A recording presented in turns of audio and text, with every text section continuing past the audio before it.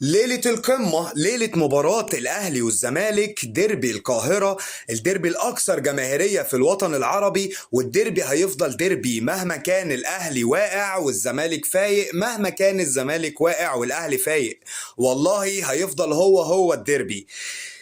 مباراة خارج التوقعات، خارج التوقعات. الأهلي في أسوأ مواسم مرت عليه في تاريخه، الأهلي في أسوأ موسم أنا شفته في حياتي، لكن استال هو الديربي، استال هو خارج التوقعات. خلونا نعرف ايه هي احتماليات او سيناريوهات اللي ممكن نشوفها في الماتش ده. والسيناريو الواقعي هنا وهو الأقرب للحدوث هو فوز نادي الزمالك بكل سهولة أمام النادي الأهلي.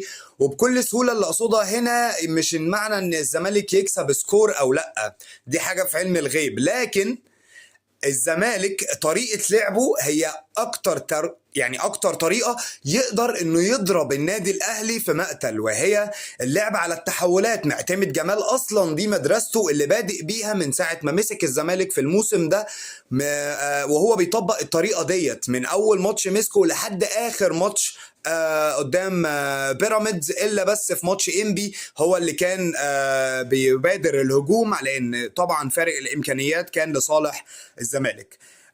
فده السيناريو رقم واحد، ان الزمالك هيفضل تحت الكورة، هيستنى الاهلي يخسر الكورة كالعادة يعني في الماتشات الأخيرة، وينقض على الكورة ويلعب على التحولات. خوان بيزيرا من هنا، شيكوبانزا من هنا، فصباح الفل. ده السيناريو رقم واحد. أما السيناريو المفاجئ اللي وارد حدوثه بكرة في ماتش القمة وهو فوز النادي الأهلي، دي هتكون مفاجأة، لأن الحالة الانهزامية اللي ظهرت على لعيبة النادي الأهلي في مواجهة بيراميدز، ومش بس في مواجهة بيراميدز على فكرة، الحالة الانهزامية دي موجودة بقالها فترة كبيرة جدا ملازمة لعيبة الفريق. ففي حالة فوزهم على نادي الزمالك دي هتكون مفاجأة طبعا، ولكن واردة الحدوث. ازاي ده يحصل؟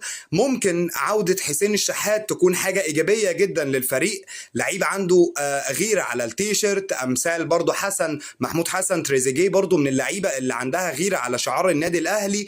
عودة محمد الشناوي المحتملة بنسبة 99% انه يكون حارس المرمى الأساسي للنادي الأهلي. أنا انتقدت محمد الشناوي الفترة الأخيرة وقت هبوط مستواه، ولكن يا عالم رب ضارة نافعة، ممكن الغياب اللي غابه محمد الشناوي يكون في مصلحة الفرقة عودته الماتش ده.